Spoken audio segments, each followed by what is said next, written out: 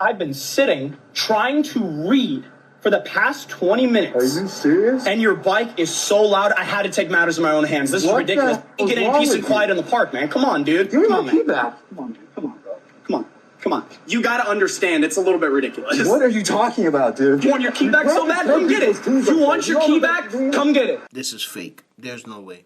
There's no way anybody would have the balls, the cojones. Suavemente. I'm calling cap. This is fake. Nigga, what? I'm not gonna do that. Maybe I wouldn't do that. I'll talk you out of it. I'll say how ridiculous it is that you grabbed my key. Yeah. I watched a TikTok that said, if she is not shy around you when you guys first link up, then you're ugly. I don't know, bro. It got chicks out here who just comfortable in their skin. Ladies, when you really like a guy, you shy around him? You're as fast as I could. Hi, Jim. Oh my gosh, what's wrong? You look hot. What's wrong? I finally told him about us, and I'm leaving him. Why are you leaving him? We'll be together. We discussed this. That was really hard, though. You should have saw his face. He was devastated. Gosh, what did I do? I didn't think we were serious. We were drunk. You're leaving your spouses. No, we said it last night. You said you're going to leave your wife, and I said I'm going to leave my husband. I lost my family. That bitch said I lost my family. Well, we weren't drunk. I can't cancel this trip. I'm not. What trip? I'm going to Iceland next week. I'm supposed to be with my family. I don't care that you have Iceland next week. I just left my husband and kids for you. Great, well, so this was just a joke to you. This is just a drunk night. No, that's not all it was. I just left my whole life to be with you. You wanted me. I wanted you. I'm gonna go. I have to go call my husband and see if he'll let me back in. Do not let your work relationship mess up what you got going on at home. In fact, you shouldn't be having a work relationship. And if you sense a work relationship is upon you,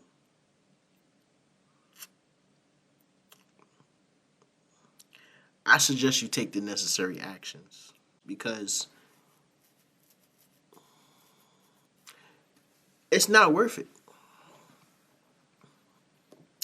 It's not worth it, bro. In the long run, nobody's going to win in the long run. And you need to think about it this way, right? Fellas, especially the fellas. These young ladies that you see at work that you think are oh so fine, they are only fine while you on the clock. Because if you compare these that you be around 8 to 12 hours of the day with the ladies that you see outside, you would realize that they really don't look that good. And the only reason they look that good to you is because y'all are confined to the workspace. She only fine because she the only that work there. That's it. That's all it is. Don't get caught up. Oh! Ah, tudo que eu precisava. Because what did you do? Why is your food chasing you? I have a story. When I lived in Grenada, there were certain days that we would leave school and we would go to the beach. I forgot the name of the beach. I think it's called Bathway. Bathway Beach. We used to leave school and go to Bathway Beach. It's a long walk to Bathway Beach. And on that treacherous road, I specifically remember getting chased down by a bull. It's me, a group of my friends, trying to figure out what it was we were looking for. We used to make kites, and there's this kind of berry that you can use. If you break it apart and you rub it on paper, it sticks the paper together. So we used to use that as glue to make our kites. So we walked from school, we was headed to Bathway, and it was around kite season. There's a tree with those type of berries on it. So we walked to the tree, we were still picking the stuff, and the bull was right there. We were just minding our business, getting the stuff. I feel as though the bull got territorial and started chasing us down. To the point where I climbed the tree. I had to just wait it out for a few hours. I don't think I ever told my family this story, but I had to wait it out for a few hours. And eventually I had to get down the tree because it was getting too dark. Perfect example of friends bring you going, they don't bring you back. Because the friends I went with, they left my ass in that tree. Did nobody turn around to come get me? They left my ass in that tree and I was in that tree for hours. He cannot fight. It if we out and you get into it and you get your beat, I'm sorry.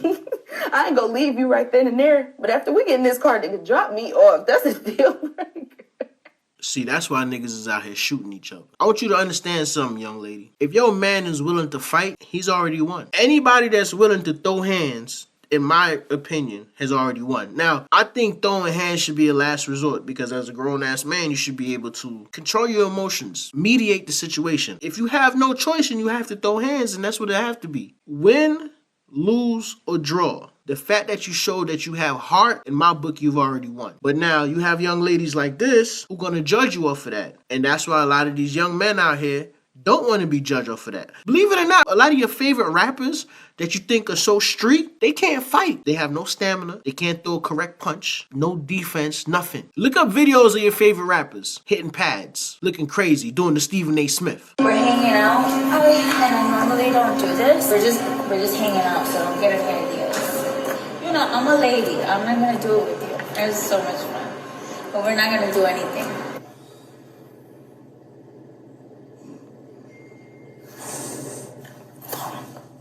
Gotcha, bitch. I don't know if I can say I've been in them type of situations. Because for me, I feel as though when young ladies sleep with somebody, they've already made their mind up that they were going to sleep with that person. They just don't know when. So if it happens, you know, it was already a plan, right? Ladies, when y'all meet dudes, right? Y'all can tell me the truth. When y'all meet dudes for the first time, I feel as though y'all scan them up and down. You know right then and there if he gonna get the yams. So when it does happen, maybe you didn't plan to do it that day, but when you first met him, first impressions is everything. You knew you was gonna give him the yams. If it's a situation like that, where it's like just you're surprised, I don't know. I don't never want to be in a situation where a chick surprised she gave me some box because in this day and age, she might have poom regret. You feel what I'm saying? She might have poom regret. And I don't want to be a part of that. She put me up on sexual assault charges because she regret giving me that poom. No, sorry. You surprised? No, hell no. Don't wake up surprised you gave me some cheeks. Hell no. I don't want to be a part of that. Imagine you watching all my videos, laughing your ass off, but you still ain't subscribed. You got commitment issues, dog. It's free. It is free for you to subscribe and hit the notification bell. That way, YouTube not going to control when or how you see my videos. Come on, people. What's going on? What are you waiting for? I ain't begging. I'm asking nicely. Don't make me ask you again. Y'all ever wanted y'all private part ate so bad that you try to eat it yourself? Me neither. I can't agree. Can't agree.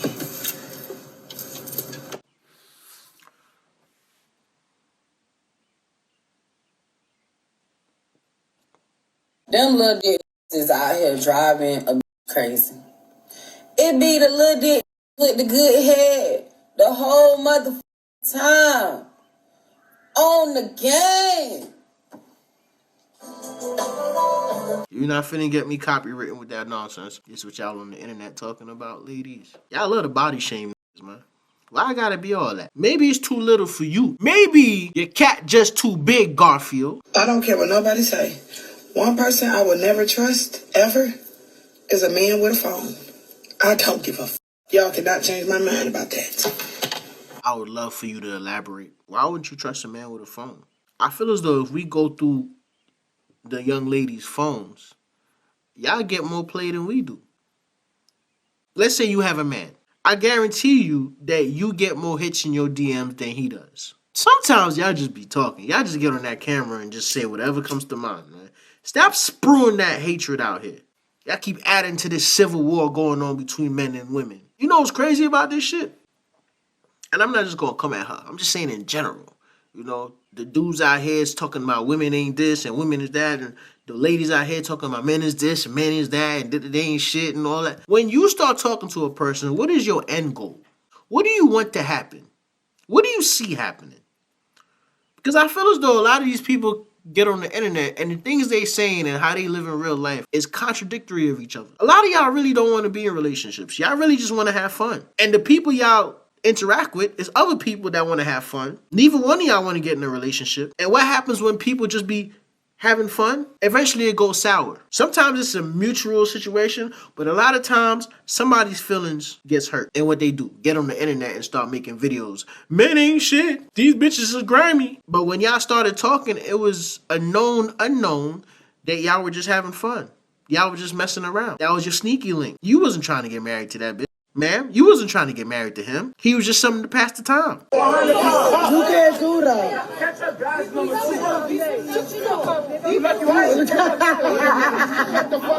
Wait, officer? What happened? Be professional. Officer? She wildin'. It was her. It was her. It was her. Yeah, she wilded him up. It was her. It was her. It was. Hey, yo, she not emotionally intelligent to be walking around there with that gun. There's a certain level of power that police officers have, and she don't have the emotional intelligence to wield that power. This is a sign. I'm just letting y'all know right now. This is a sign. Hopefully, they get her some counseling, or they put her on desk duty permanently. If it's that easy to get you that flustered, I don't think being a police officer is for you, man. But I do understand that you need thicker skin to be a cop. Talking about police, man. How many of y'all follow me on Instagram? Did y'all see the stuff I posted the other day getting pulled over? Let me tell y'all how this happened. I have two cars, okay? I have my Camry, I have my Challenger. I usually go to work with my Camry. That's my hoopty, that's my work car. That particular day, I couldn't find my wallet. I got to work, I'm like, shit, I left my wallet in the house. Okay, it's cool. I get off work 5 in the morning. I'm driving back home. It's a cop behind me. I don't know. Maybe it's a pride thing, but I don't like the way the police be bullying people in the road. So if they behind me, I'm not moving over. Unless you flash your lights and it's an emergency, I'm not going anywhere. So he's behind me and I'm driving above speed limit. You know what I mean? Speed limit is 70. I'm doing like 73, 74. And I'm passing cars. So it's not like I'm holding you up. You can pass over. You can go over. You can pass me. He flashes his lights. I'm like, oh my God. I pull over to the side. He walks up to my car. He's like, you have your license? I kept it 100. I'm like, nah, I don't, bro. I left it at work. He's like, you left it at work? He's like, all right. The reason I'm pulling you over is because your taillight is out. I said, what? Which one? The one back there? He's like, yeah. I'm like, oh, usually you could just knock it, bro. It's like a wiring problem. I could just knock it and it'll come on. He's like, all right. So he asked for my information. I give him my information. I'm trying to spell my name for him. He couldn't spell it. So he gave me the paper. I write everything down. He's like, yo, if you want, you can come out there and, try to mess with it or whatever. I'm like, all right. I get out the car. My taillight is out. I've been in a situation where I've gotten pulled over before. The cop said my taillight was out and my taillight wasn't out. So, of course, I went and I checked and my taillight was out, right? And I do know that taillight particularly be having problems. I do what I usually do for that taillight. I knock it. I knock it again. Usually just take one knock and it's on. I knocked that taillight about 4 or 5 times. That shit did not come on. Strange. To me, that was some Final Destination shit. I get back in the car. He comes in. He's like, hey, I'm going to give you a warning. Just try to get that taken care of. I was like, all right, no problem. I drive away.